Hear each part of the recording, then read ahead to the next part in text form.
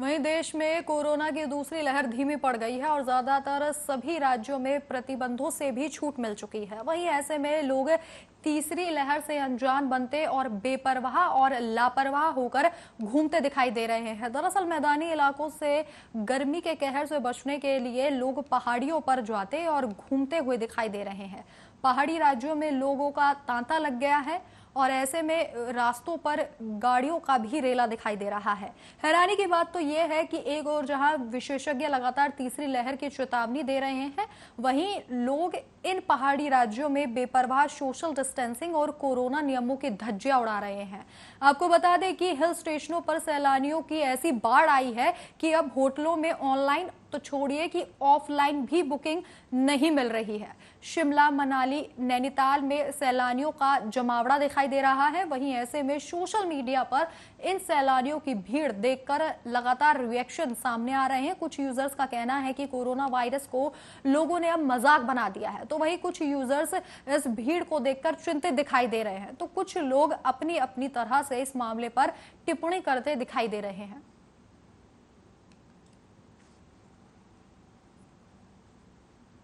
Corona महामारी से जूझ रहे देशवासियों के सामने एक डराने वाली खबर सामने आई है। एसबीआई रिसर्च की एक रिपोर्ट में खुलासा हुआ है कि भारत के परिवार कर्ज के बोझ तले दब रहे हैं।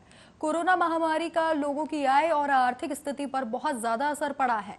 इससे परिवार के स्तर पर कर्ज बढ़ा है और आपको जानकारी दे दें कि एसबीआई की रिसर्च ये रिपोर्ट कहती है कि फाइनेंशियली ईयर साल 2020 से 21 में परिवार पर कर्ज जीडीपी का 37.3% पहुंच गया है, जो कि पिछले साल वित्त वर्ष 2019 से 20 में 32.5% था।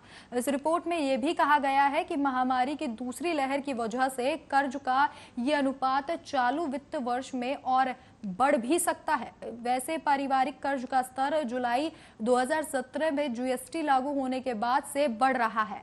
इससे पहले नवंबर साल 2016 में नोटबंदी लागू की गई थी। हालांकि भारत में जीडीपी के अनुपात में परिवार का कर्ज अन्य देशों के मुकाबले काफी कम है। ब्रिटेन में 90, अमेरिका में 89.5, जापान में 65.3, चीन में 61.7%, जबकि मैक्सिको में सबसे कम 17.4% है।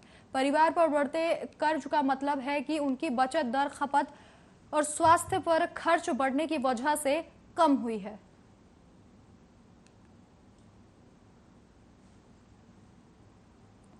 देश में जानलेवा कोरोना वायरस की रफ्तार अब धीमी पड़ रही है। देश में पिछले 24 घंटे में कोरोना के 34,703 मामले सामने आए हैं।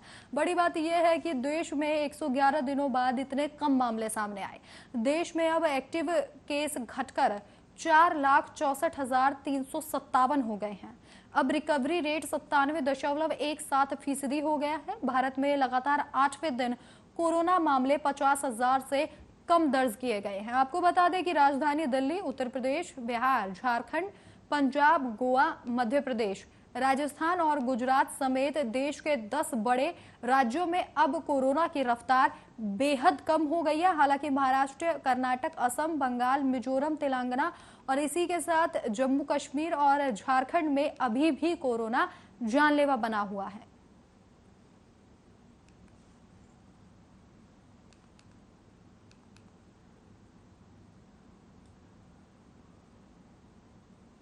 पश्चिम बंगाल में तृणमूल कांग्रेस सभी कोविड नियमों का पालन करते हुए 10 और 11 जुलाई को देश में ईंधन की बढ़ती कीमतों के विरोध में धरना प्रदर्शन करेगी।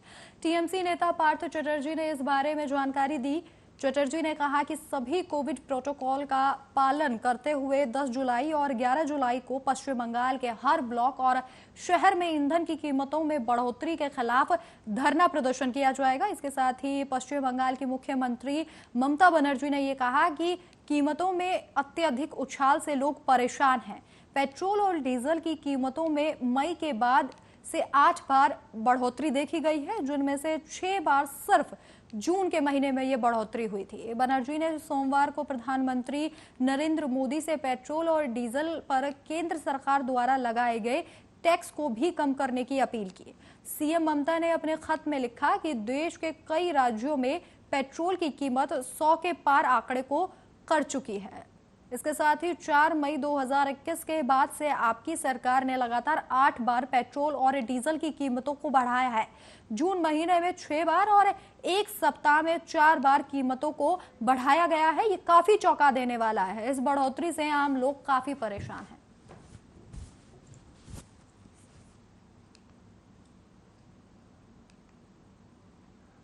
वहीं देश में लगातार कोरोना मरीजों में कमी देखने को मिल रही है। इसी बीच दिल्ली में पिछले 24 घंटों में कोरोना के 54 नए मामले दर्ज किए गए हैं। वहीं रिकवरी रेट 132 है और 2 लोगों की मौत भी यहां पर रिपोर्ट की गई है। दिल्ली में अब कुल 14,34,608 मामले हैं, जिनमें सक्रिय मामले 912 हैं। हालांकि अब तक 24,997 लोगों की मौत भी कोरोना के कारण हो चुकी है।